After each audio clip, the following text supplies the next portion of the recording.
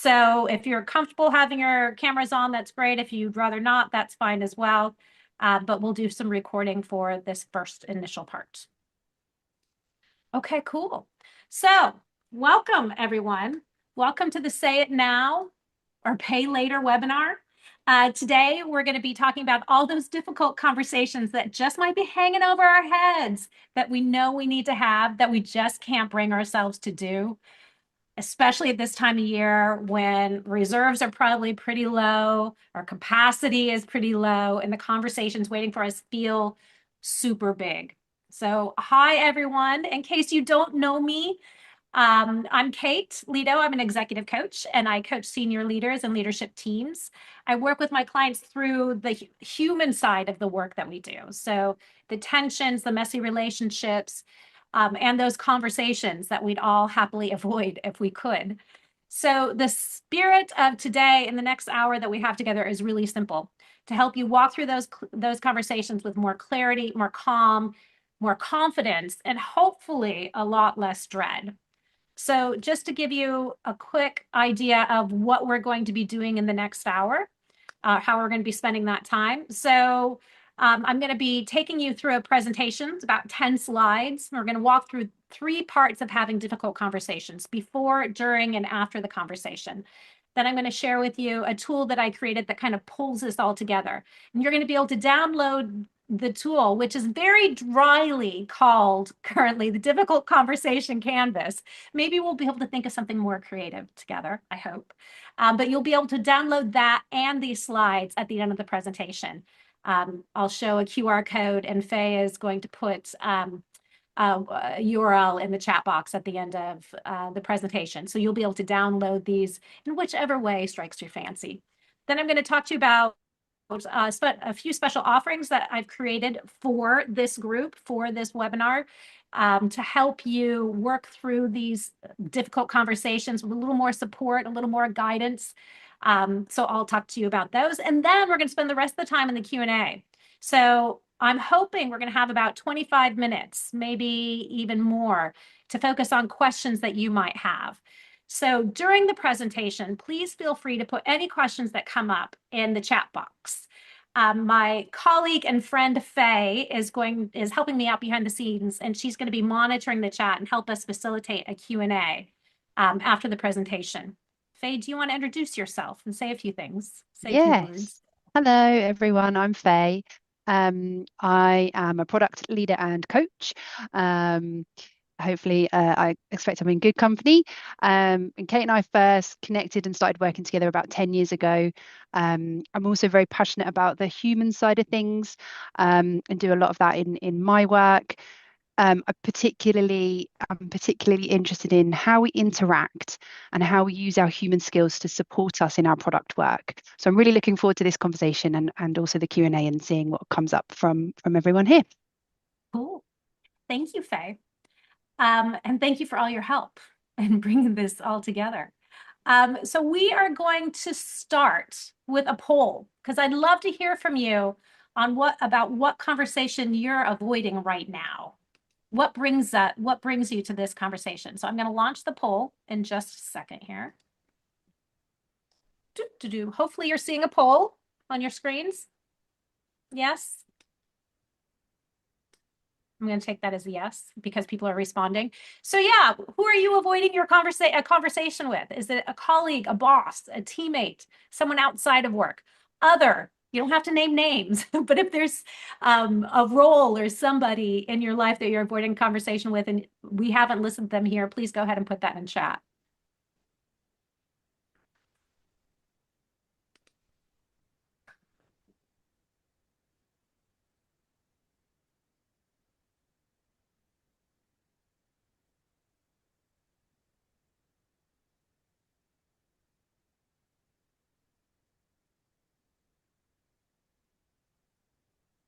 Okay, I'm going to end the poll. So it looks like most of you, oh, this is interesting. Avoiding a conversation with somebody outside of work. Interesting. Followed by colleague, teammate. Not so much of the other. So I guess we've captured them. That's really interesting that it's somebody outside of work that the majority of you, slight majority of you, are here to get some tips on how to enter a conversation with. Um, and only 16% with your boss, only 3 people with your boss. I anticipated it to be skewed heavy on boss. Anyway, very interesting. Cool. Thank you for sharing that. Does that come through okay for you? Yeah. Okay, cool.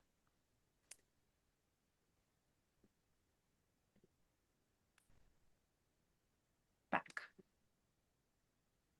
Okay, so we're going to move ahead. So that's the conversation that you're avoiding. The thing is that most of us instantly, whoops, label these Okay. conversations that we're avoiding as difficult conversations. Otherwise, of course, you probably wouldn't be here tonight. So, but the minute that we do that, the minute that our mind goes to labeling this conversation that we're avoiding as a difficult conversation, our nervous systems brace. We tighten, we prepare for impact, like our shoulders reach our earlobes, neck disappears. We're ready to go into battle and have that kind of mindset. So, what I want to challenge you with today is to start to lay the groundwork in shifting that narrative about difficult conversations and conversations that you're avoiding. Instead of seeing them as difficult, start seeing them as something that's more clarifying, right? Conversations where the goal is to simply understand what's really going on between you and another person. They're really all about learning about yourself and learning about what might be a difference that matters between you and someone else. So the shift in narrative doesn't magically make everything easy, of course, but it does change the mindset when you walk into the conversation, going from feeling anxious and defensive maybe to open, curious, and grounded. So you're going to hear me refer to this shift from difficult conversations to clarifying conversations or even learning conversations throughout the next hour in our time together. So when it comes to difficult conversations, I break them down into 2 games that I feel like we're already playing. We just don't realize it. There's the inner game of what's going on inside us, and the outer game, what's happening between us, so between you and the other person. So for some of you, the framing might look really familiar.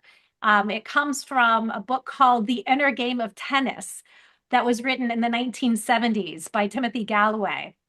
And when thinking about it in relation to difficult conversations, what always strikes me is that people try to just jump into that outer game, right? We try to solve what's going on between us without taking a moment, without stepping back and figuring out what's really going on within us that might be making the outer game even more tenuous, even more difficult. So tonight I'm going to be sharing some different tools and techniques that I use with my clients to prepare for both the inner game and the outer game. And we're going to begin with the inner game because if you don't get clear on that first, the outer game tends to fall apart super fast. So, in focusing on the inner game is all about awareness, learning about yourself, building self-awareness. And it has a variety of elements to it. And I'm going to focus on 3 of the big components that I see within the inner game. One is the story, kind of what our story is, what our personal narrative is about having difficult conversations, what our biological reaction is before the conversation, during the conversation, and after, and what our emotional response is. So this looks very linear, story to biology to emotion to our behavior, and that's the behavior we'll have in the outer game. But of course, it doesn't work that way, right? This is not a linear process. There's a lot of iteration, there's a lot of looping, and a lot of going back and forth. But for the purposes of our chat tonight, I am going to start with story and move on to biology and emotion. So your story, the story that you have about difficult conversations is really a default pattern that developed most likely in childhood, based on what you've seen from your parents, from your grandparents, from siblings, from others around you, other role models, what you see in society, what society tells us about difficult conversations. Now they've become default patterns that show up anytime a difficult conversation kind of rears its head. So there are four storylines that I often see and work with my clients on that really dominate the default pattern, the storylines that we have with difficult conversations. And I call them the avoider, the defender, the accommodator, and the fixer. All right. These are the most common stories and patterns that I see my clients bring to our conversations about difficult conversations. So avoider is pretty much what it says on the tin and might be what a lot of us are tonight in our conversation. What brings you here is we just rather say like, oh, nothing to see here, nothing wrong. Let's just go about our business. We have a pattern. We've learned to just avoid conflict and avoid difficult conversations. Then there's the defender, which is somebody who has a pattern, that's developed a pattern to actually push back, to defend themselves in a difficult conversation, maybe to even get a bit aggressive. Then there's the accommodator, who just wants to make everything okay, right? Whatever you need, we're going to take care of it. Let's just make this difficult conversation, put it to bed. Let's just get past it. And then there's the fixer. The fixer just wants to solve the problem, right? Let me just get in there and let's just do this and then everything will be fine. My default pattern is very much the fixer. I grew up that way. That was my brother and my parents even used to call me the fixer as I was growing up because I just wanted to fix things and make everything good. The thing is, these patterns have stayed with us, right? And in certain situations, we're going to be triggered to that, and that brings them back to the surface for us. That makes them more front and center. So, for example, if you feel like there's a new authority figure that's come in and is telling you what to do, this could be a boss, this could be somebody outside of work that is suddenly saying, no, it should be done this way. And if you don't do it that way, then maybe it's wrong. Make sure you do things this time, this process, all of that. So the authority figure has the tendency to really trigger us and to trigger something like the defender profile, especially. Then dealing with ambiguity, which we all are doing very much these days. Maybe it's a new job, it's a new role, it's a new change in the market that's impacting us in ways that we never imagined. That can often trigger a pattern of being an avoider, a defender, accommodator, or a fixer. And also being ignored when we feel like we're just not in the loop, right? Somebody's not sharing information for us. Maybe we didn't get invited to the meeting. Maybe we didn't get invited to a party. That triggers our default reaction as well. So just noticing your patterns can start to change the entire dynamic from difficult conversation to something more clear, right? To that clear conversation. And then there's the biology. So once our default story kicks in, our body reacts. And I'm going to show you what happens in a very high level way with something called the hand-brain model. And this is developed by Dr. Dan Siegel. So you guys can play along and do this with me, a little interaction with the group. So you could take your left hand or your right hand, doesn't matter which. Your thumb is now your limbic system, okay? So your limbic system is where emotional response comes from, right? Limbic system is constantly scanning for danger and risk, right? This is where our fight or flight really comes from. Then if you fold your fingers on top of your thumb, the front of your knuckles, that's the prefrontal cortex in the hand-brain model, okay? Prefrontal cortex is where rational thinking and logic sits. So in these moments where we sense danger, be it from a difficult conversation or something else, our limbic system literally hijacks our prefrontal cortex and we flip our lid. So according to the research, this lid flipping and the emotional response that comes from it lasts about 90 seconds. That's according to Dr. Jill Taylor. So what we need to do, what I talk about in coaching quite a bit with clients who are getting ready for these difficult conversations, is to think about what is going to trigger you and what can you do during those 90 seconds to get back online as quickly as possible. So there are a few things that some of them I'm sure you've heard of and tried. Some of these might be new. So of course, get back online as quick as possible by taking a deep breath. Take several deep breaths, right? Then if you can, say something, say a very simple phrase like, I need to take a breath before I answer, before I respond. Or if you're starting to come back online a little bit, maybe ask a question. Can you say more about that? Can you tell me more? Because that's going to buy you time. And maybe you're going to actually be able to start to listen to what the other person is saying. Maybe you're coming back online and you'll pick up on something that's going to help you take the conversation into a more clear direction. Okay. Or there's always just saying, I need to take a break. I need to step outside. I need to turn my camera off for a minute. My clients are often very hesitant to do that, to say, I need to take a moment.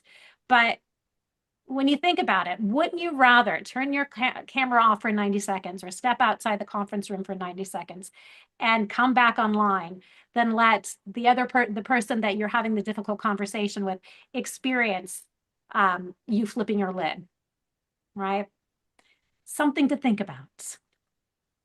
So after that 90 seconds, though, Dr. Jill Taylor says that any remaining emotional response that continues, that's going on, it's just us choosing to stay in that emotional loop. So we need to understand what's happening to us in that moment, what's happening to us emotionally that might be making the loop continue on longer than possible, longer than the 90 seconds. What's going on with us within us. And this is something that you can't really do in the moment, right? As much as we'd all love to, you can't in the difficult conversation, just take out paper and pen and say, my coach Kate would like me to write down my emotional response right now. So let me just get a few things down and then we'll continue the conversation. As great as that would be, instead, directly after the conversation, take a few minutes, take a breath, and write down, answer some really basic questions. What emotions showed up for you? What might they be pointing to? Are they connected back to a pattern, to a storyline that you have? What's going on there? How could your emotions actually help move you forward? How might they be blocking you? What's going to happen if you continue to ignore them? Emotions are data that we try to understand, we try to unpack as part of the inner game. So that's a very fast, high-level look at what goes on in the inner game and preparing for a difficult conversation. And then we start to think about actually having the conversation. Hopefully, through this work in the inner game, that conversation is going to feel much less difficult and much more clarifying. But there are two things that I've learned after years of coaching people through this work.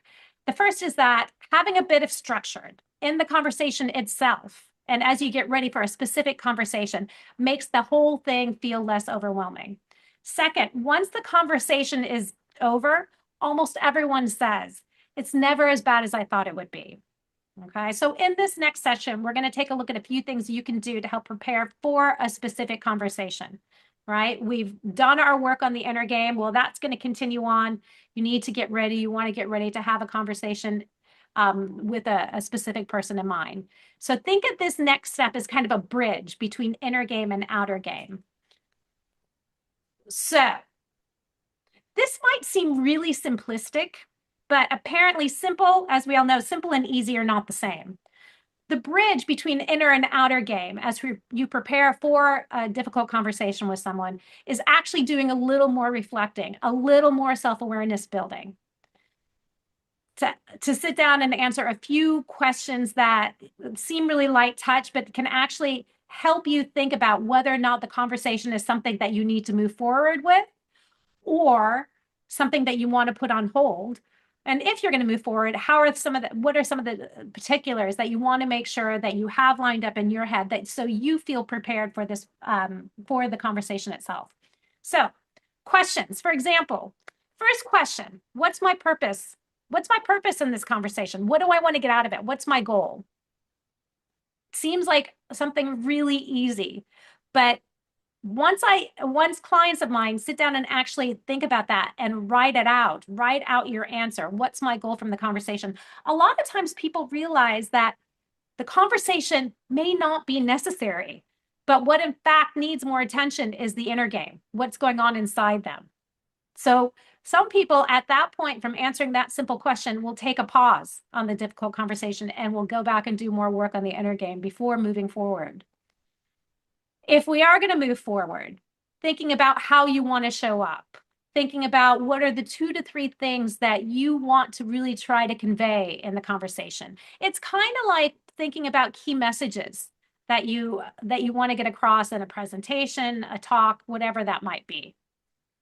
So what are the 2 to 3 things that you're hoping to get across? What are the 2 to 3 things that are really in your mind that you feel are important?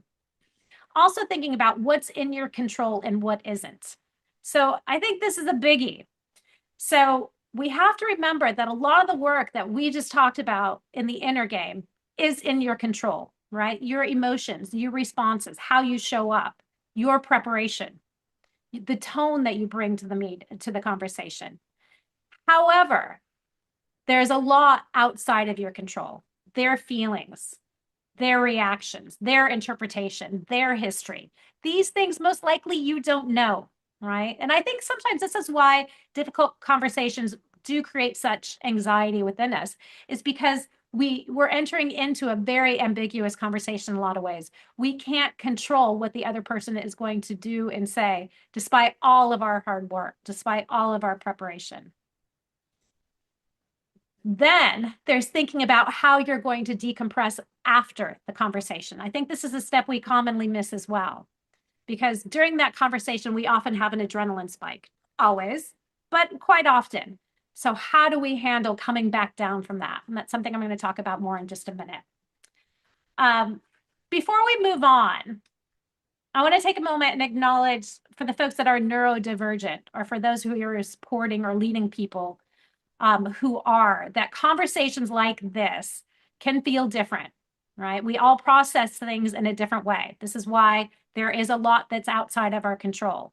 If you are working with somebody who is neurodivergent, you're having a difficult conversation with somebody who is, or if you are, the social cues and our emotional signals are going to most likely land a bit differently. So this is a really good time as well. This bridge point is a really good time as well to check in with that person, to just find out a bit about what do they need in terms of clarity. What's going to make this conversation as productive and clarifying for them as you hope it is for as you hope it can be. So the bridge, this moment, it's all about getting thoughtful around the specific conversation you're going to have. And that means being mindful of how all of us interpret information and interpret conversations and responses differently. So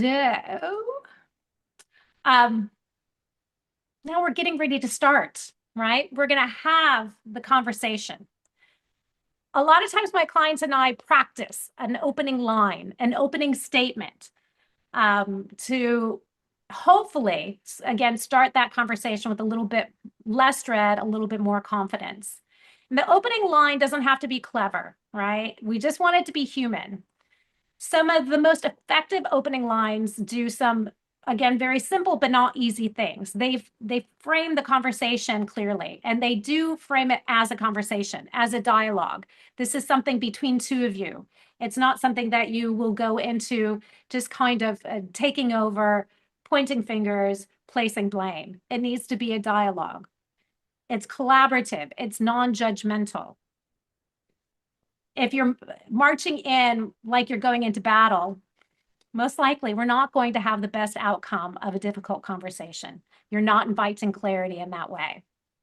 So, but if your first line can say something about how I want to understand, I want to be clear, I want us to figure this out together, that's already doing the hard part. So there's a couple of examples of different lines clients and I have played around with in practice sessions that you can take and experiment with. One of the things we do want to remember when it comes to the opening line is don't overthink it, right? But ensure that it's collaborative, ensure that it's open, ensure that it's judgment free, and you're going to be off to a great start. So just to walk through these quickly. The first one, I'd like to talk through this with you. Can we take a few minutes? I'd like to talk through something with you. It's a collaboration. It's a dialogue. Can we take a few minutes? This feels a bit uncomfortable, but I think it matters that we understand each other. Or I might be a bit off, but I'd like to talk to you about something that's on my mind. Those last two, it feels a bit uncomfortable and I might be a bit off. What I think is really interesting about them is that they show a bit of vulnerability as you're starting the conversation. You're not sure you've got it right. You're not sure you have all the facts or the details. And you're not extremely comfortable having the difficult conversation. It's not something that you might feel really at ease with. Just letting the other person know that can kind of lower the temperature, can make things a little bit easier, and can make it easier on yourself. So now we're actually in the conversation. So this is where people tend to panic. We tend to over-explain. We tend to go back into those patterns of defender, accommodator, or fixer, maybe even apologizer or retreater. Often the whole inner game kind of comes roaring back in when we're in this moment in the conversation. So there are a lot of frameworks that can take you through exact phases of a conversation. There's like the MVC framework, SBI, things like that. I'm not going to focus on one of those particularly. Instead, I just want to share a few kind of general principles that I think are foundation to a lot of these different frameworks around difficult conversations. The first one is separating the person from the problem. And once again, that's much easier said than done. We've all probably heard the phrase, it's not personal, it's business. But then the response is always like, how can it not be personal when it's me involved? So I think there is a phrase that you can have in your back pocket when things start to feel personal that can help kind of lower the temperature a bit. And that's just simply, this isn't about you or me, it's about X. This isn't about you or me, it's about the priority for January next year. This isn't about you or me, it's about the budget. This isn't about you or me, it's about how we're going to be building the team next year. This isn't, if it's for something outside of work, this isn't about you or me, it's how we're handling emptying the garbage once a week from our kitchen, whatever it might be. So one small phrase, I know this isn't about you or me. It's how we're approaching X. It takes the heat out of what might become a more personal conversation without losing the honesty of what you want to focus on and direction of what you want to focus on. So the second thing to try out and to keep in mind in the difficult conversation is to stay curious longer than feels comfortable. So this is really hard. I think for many of my clients, it's the hardest one because our brain craves resolution, right? We want to be right. We want to close the loop. We want to fix things and just move on. But if we can challenge ourselves to ask just one more question than feels comfortable, there's a really good chance that you might learn something else to change this from a difficult conversation to clarifying conversation. It's not to reload your argument, right? But to understand more of what's driving them.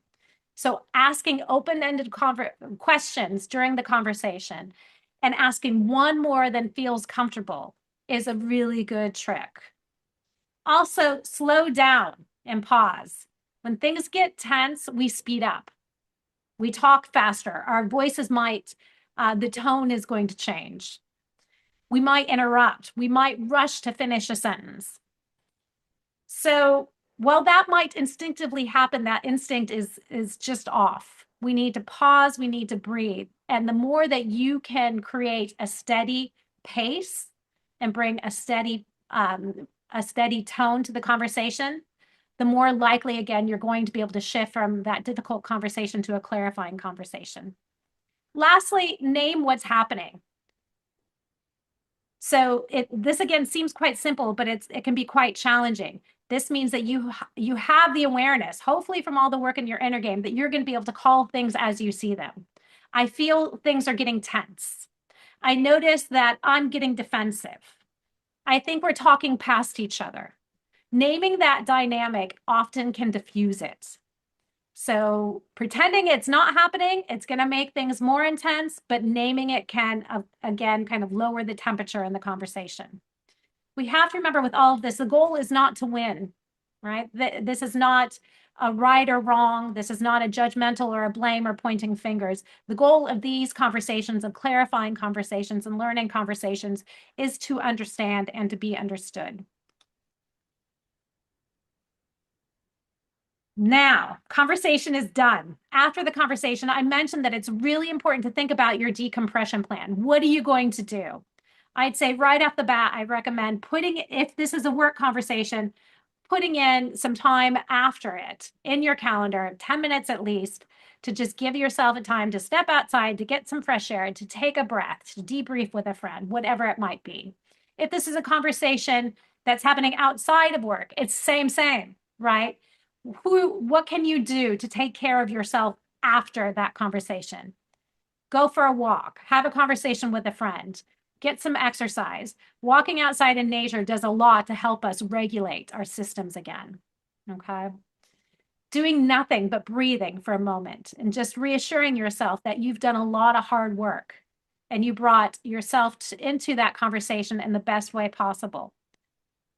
And then, of course, we can realize that the conversation, that these skills are not going to stop. The conversations are something that are and these skills are things that we're going to constantly be using again and again in life, because the conversations are not one and done. You don't master them and tick a box and walk away. You cycle through them again and again.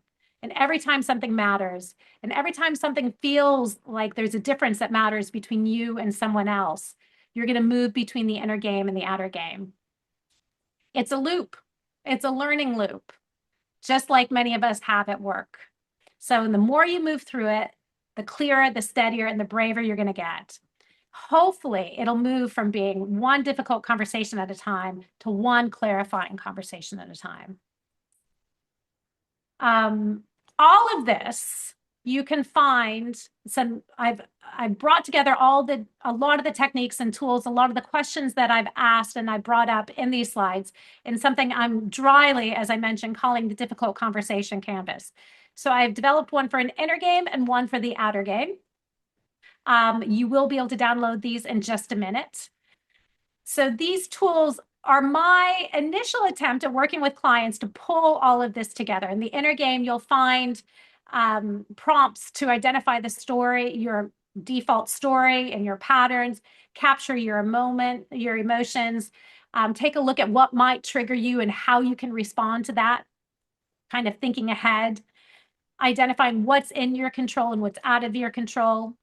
And then in the outer game, taking a look at, what's the goal for the specific question, for the specific conversation? Is this something that is meaningful and that needs to have that difficult conversation, or is this something that requires some more inner work? How do you want to show up? What's that opening line? What are the 2 to 3 things that you are wanting to communicate, you're hoping to get across? And of course, how are you going to decompress afterwards? So I'll show you actually, I'm going to just jump to that. So you can do the QR, you can use the QR code and scan that, or Faye, if you want to enter into the chat box the URL that people can go download from as well, that would be great. So you'll be able to download